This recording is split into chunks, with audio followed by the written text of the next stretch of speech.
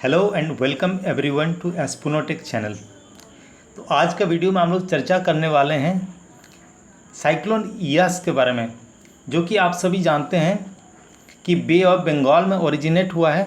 भाई ये सबसे पहले 22 मई को इसको ऑब्जर्व किया गया है around 16 degree north latitude bay of Bengal में ये जनरेट हुआ था। तो हम लोग जानेंगे कि ये हर साल इस टाइम में मंथ ऑफ मई में ये इस तरह का साइक्लोन क्यों आती है। जैसे लास्ट ईयर आप सभी को याद होगा कि साइक्लोन अम्फान आई थी और उड़ीसा बंगाल का कोस्टल एरियाज़ में काफ़ी डैमेज किए थे। तो ये क्यों हर साल इस तरह का साइक्लोन आती है, इसका कैसे जनरेशन होता है और ये कैसे प्रोग्रेस करती है, इसको क्रिएशन कैसे होता है, तो ये सब हम लोग आज का वीडियो में जानेंगे। उसके बाद हम लोग ये भी देखेंगे कि ये साइक्लोन इयास जो कि एक्सपेक्ट कर रहे हैं हम लोग कि 26 मई यानी कि बुधवार को लैंडफॉल करेगी उड़ीसा और वेस्ट बंगाल का कोस्टल एरियाज़ में। ये साइक्लोन को अराउंड मई 22 को एक ब्रॉड मानसूनल लो फॉर्म हुआ था बे ऑफ बंगाल में, और उसके अगले दिन 9:30 बजे ये एक डिप्रेशन में बदल गया था और इसको डेजिग्नेट किया गया था कोड बॉब 02। फिर बाद में इसका JTW ने ट्रॉपिकल साइक्लोन का अलर्ट इशू किया था 1500 UTC में। लेटर ऑन ये डीप डिप्रेशन में कन्वर्ट हो गया 23 मई को, और अगले ही दिन वो एक सीवियर साइक्लोनिक स्टॉर्म में बदल गया। फिर उसका नामकरण इयास दिया गया है। इस तरह का साइक्लोन को हम लोग बेसिकली इसका जेनेरिक नेम होता है TRS, जिसका मतलब होता है ट्रॉपिकल रिवॉल्विंग स्टॉर्म कहा जाता है। ये एक स्मॉल एरिया होता है अराउंड, आप पकड़ सकते हैं जो बे ऑफ बंगाल में ओरिजिनेट हुआ है अराउंड 200 से 300 नॉटिकल माइल का एरिया होता है, जिसमें एक high very low pressure generate होता है और उसके around wind force of around 8 और उसके ऊपर मीन्स आप कह सकते हैं अराउंड 65-70 किलोमीटर्स के ऊपर का विंड स्पायरली ब्लो करता है इनवर्ड के तरफ, inward area means low pressure area के तरफ। और ओकेशनली इसका जो विंड स्पीड है वो can go up to about 130 knots.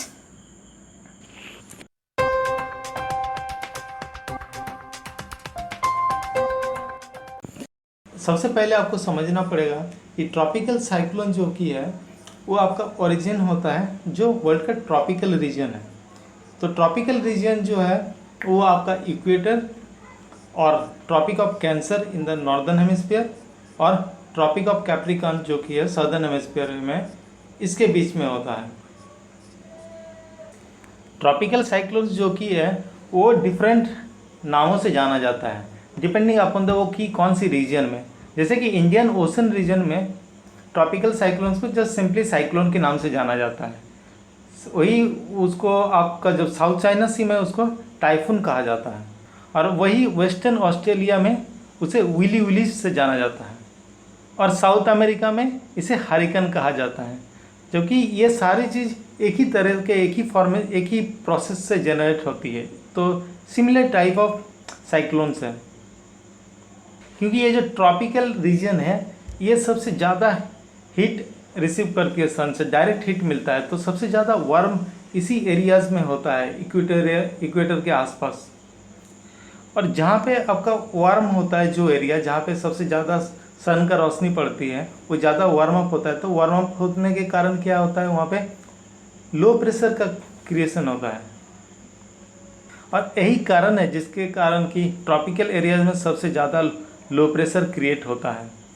और सिमिलरली जो पोलर रीजियंस है वहाँ पे सन का जो इंक्लिनेशन है वो स्लैंटेड रेज में पड़ता है, तो वहाँ पे उतना ज़्यादा वार्म अप नहीं हो पाता है। तो इसलिए सबसे ज़्यादा हाई प्रेशर एरियाज आपका पोलर रीजन्स में मिलता है।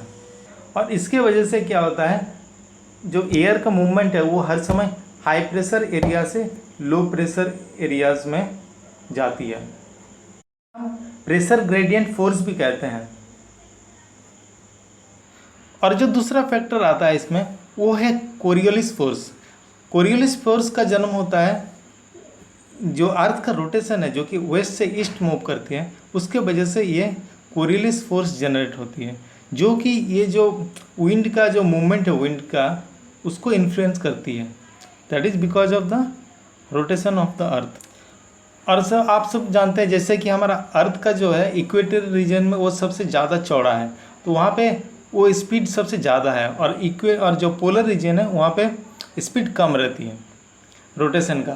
तो इसके वजह से क्या होता है, आपका नॉर्दर्न हेमिस्फीयर में जो कोई भी मूवमेंट होता है तो वहाँ पे डिफ्लेक्शन आपका राइट साइड में होता है, और सदर्न हेमिस्फीयर में जो डिफ्लेक्शन होता है, जो भी कुछ भी पोलर रीजन से अगर इक्वेटर की तरफ आ रहा है तो उसका डिफ्लेक्शन लेफ्ट की तरफ होता है।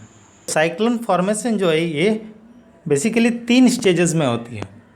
जो पहला स्टेज है वो ओरिजिन होता है, जहाँ पे उसका क्रिएशन होता है, बाद में वो मैच्योर हो जाता है, स्ट्रेंथ गेन करता है, एंड बाद में वो जब ज़मीन पे आके वो डिसिपेट हो जाता है, डाई आउट हो जाता है। और ये जो प्रोसेस है ये मेन कंडीशंस मीट होने चाहिए।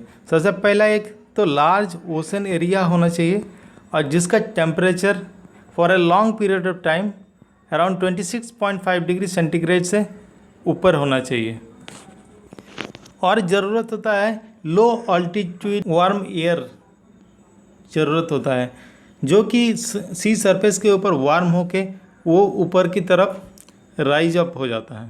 तो एयर वार्म अप होके लाइट हो जाती है, फिर वो ऊपर चली जाती है। तो जैसे ऊपर चली जाती है तो नीचे में जो वॉइड क्रिएशन होता है उसमें, तो फिर आसपास के और भी जो एयर है वो भी वहाँ पे आने का कोशिश करता है। फिर वो जब एयर आता है फिर वो सी सरफेस का वार्म अप से वार्म होके वो भी लाइट होके ऊपर की तरफ चले जाती हैं। और ये राइजिंग एयर में बहुत वाटर वेपर मॉइस्चर रहती है, तो जो कि ऊपर की तरफ जाती है और ऊपर जाके आगे ऊपर जब कूलिंग होती है तो कूलिंग होके वो कंडेंसेशन टेक प्लेस होता है वहाँ पे। तो ये राइजिंग एयर और भी ज़्यादा मॉइस्चर लेके आती है और ये ऊपर की तरफ जाती है, और ऊपर के जो क्लाउड्स होते हैं उसको बहुत ज़्यादा हेवी एंड थिक बना देती है। और ऊपर जाके और जब कंडेंसेशन होती है तो ये इसका जो वाटर वेपर का जो लेटेंट हीट है वो रिलीज हो जाती है, जिसके वजह से ये और ज़्यादा एनर्जी प्रोवाइड कर देती है, जो कि साइक्लोन को और ज़्यादा मजबूती बना देती है। और इससे क्या होता है, एक सेल्फ सस्टेनिंग हीट साइकिल का फॉर्मेशन हो जाता है। और ये अर्थ को अपना टिल्टेड एक्सिस में रोटेशन के वजह से जो कोरियलिस फोर्स जनरेट होता है उसके वजह से ये हवा एक स्पाइरल मूवमेंट की डायरेक्शन पकड़ लेती है। तो ट्रॉपिकल साइक्लोन की जो सेंट्रल हिस्सा होता है, जो आई होता है, तो वहाँ पे एक स्पाइरल मोशन क्रिएट होता है, और जब ये फॉर्मेशन हो जाता है तो उसको मैच्योर स्टेज में पहुँच जाता है वो, तो वो मैच्योर स्टेज कहलाता है। जो स्टॉर्म का आई होता है वहाँ जहाँ पे सबसे स्ट्रॉन्ग रहता है विंड फोर्स, वहाँ पे वो एक व्हिर्लिंग सिलेंडर की तरह एक्ट करती है। साइक्लोन्स जो कि है वो दक्षिण गोलार्ध में है, वो क्लॉकवाइज घूमती है, और नॉर्दर्न हेमिस्फीयर यानी कि उत्तर गोलार्ध में वो एंटी क्लॉकवाइज मूवमेंट करती है। और एक ट्रॉपिकल स्टॉर्म की जो सबसे कम प्रेशर है वो सब हर समय जो उसका आई होता है वहाँ पे पाया जाता है, वो लगभग 950 मिलीबार या उससे कम होती है, जबकि एवरेज जो सरफेस एयर प्रेशर रहती है नॉर्मल टाइम में वो 1010 मिलीबार के आसपास होती है। तो जितना ज़्यादा प्रेशर डिफरेंस होता है आई और जो नियर बाई एनवायरमेंटल जो आसपास की जो एयर प्रेशर है, तो जितना ज़्यादा होता है प्रेशर डिफरेंस तो उतना ही ज़्यादा विंड फोर्स होता है स्ट्रॉन्ग।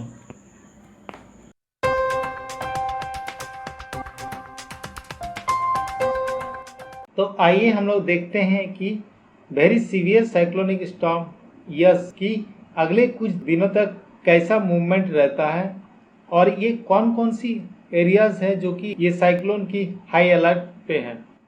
जैसा कि आप लोग इस मैप में देख सकते हैं, इसका ओरिजिन अराउंड जो 24 को 9 बजे करीब 40 नॉट्स की विंड स्पीड थी, यानी कि अराउंड 75 किलोमीटर पर आवर, और ये साइक्लोन स्टॉर्म था।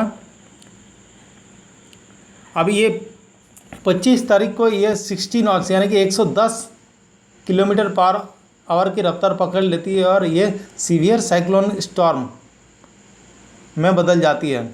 और जैसे जैसे ये आगे बढ़ता है, आप देख सकते हैं यहाँ पे उड़ीसा का कोस्टल एरियाज़ में के अप्रोच करता है। अराउंड 100-200 किलोमीटर दूरी में 25 तारीख को शाम को 6 बजे अराउंड 160 किलोमीटर पर आवर की रफ्तार पकड़ लेती है और वो सीवियर साइक्लोन स्टॉर्म में बदल जाती है, वेरी सीवियर साइक्लोनिक स्टॉर्म। और 26 को सुबह 6 बजे इसका विंड स्पीड रहता है अराउंड 160 किलोमीटर पर आवर, यानी 10-12 बजे करीब ये लैंडफॉल करता है उड़ीसा का कोस्ट में। फिर 26 को शाम को विंड स्पीड रहता है 110 किलोमीटर पर आवर एक्सपेक्टेड है। ये है आपका कोन ऑफ अनसर्टेनिटी जो इंडियन मेट्रोलॉजिकल डिपार्टमेंट के तरफ से पब्लिश किया गया हुआ है। अभी हम लोग देखते हैं ये कि कौन कौन से डिस्ट्रिक्ट को ये अफेक्ट करने वाली हैं। जैसे आप देख सकते हैं ये उड़ीसा का कटक को भी टच करेगी, कटक, राउरकेला, और इधर आपका बंगाल में जो है खड़गपुर, मेदिनीपुर, उधर बांकुड़ा का बिष्णुपुर, दुर्गापुर का कुछ हिस्सा, आसनसोल, मधुपुर, ये पुरुलिया, सिमदेगा, ये सारे डिस्ट्रिक्ट्स को कवर करेगी जहाँ पे इसका असर आपको मिलेगा। लेकिन इसका जो मेन आई है वो आपका बालेश्वर के बहुत ही क्लोज होके गुजरेगी। बालेश्वर से ये आपका 26 को अराउंड 10 बजे करीब इसको बालेश्वर क्रॉस करेगी और अराउंड शाम को 6 बजे ये आपका